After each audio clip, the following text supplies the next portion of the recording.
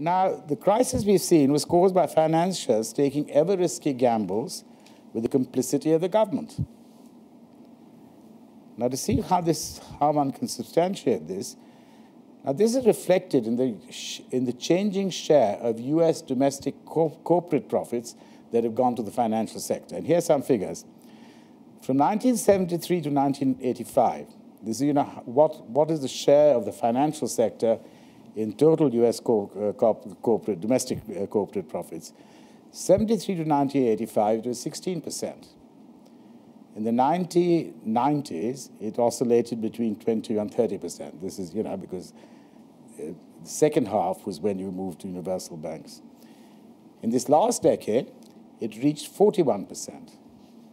Now, of course, this is the company that has a huge rise of financial sector profits as a share of total profits. This, of course, is accompanied by a dramatic increase in pay. Here we are. Here are some figures. Pay in the financial sector rose, on average, from 99 to 108% of the average for all domestic private industries to 181%, nearly twice that in 2007. Now, this led to a great increase and concentration of wealth, creating what can only be called a new financial oligarchy. And this is very similar to the ones which existed and were created before in the 1920s, during the Great Gilded Age. So there are tremendous parallels in all this. Okay, and this new financial oligarchy, of course, has great political weight in the U.S. And it's not people handing out money in envelopes, even sort of money to so-called PACs, political action committee. Though that's also there. It's really through acquiring an aura so that most politicians look to Wall Street as the means of managing, providing public policy advice and administering this. So, at the head of this oligarchy, of course, is Goldman Sachs.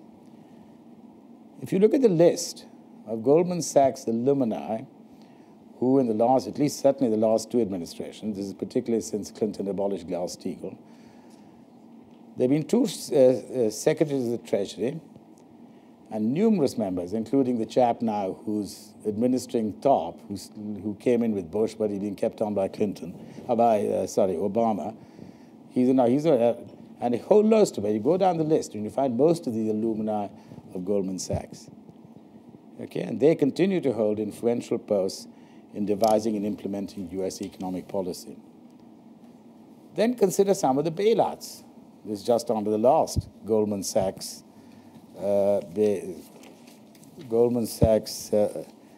alumni was Treasury Secretary. Puzzle me, for instance, why, given they were in the bailout business after Bear Stearns, why did they not bail out Lehman? And if they're not going to bail out Lehman for moral hazard reasons, why bail out AIG? Why was LIG saved? Now, unfortunately, Lehman had the misfortune of both being a major competitor to Goldman and being run and staffed by the Barrow boys from the Bronx rather than the Ivy League gentleman manning its rival. AIG was saved, I suspect, because this only came out because I think Barney Frank insisted in congressional hearings to find out what AIG had spent its bailout money on. It turned out a large chunk of this was to pay off counterparties. It was an insurance business.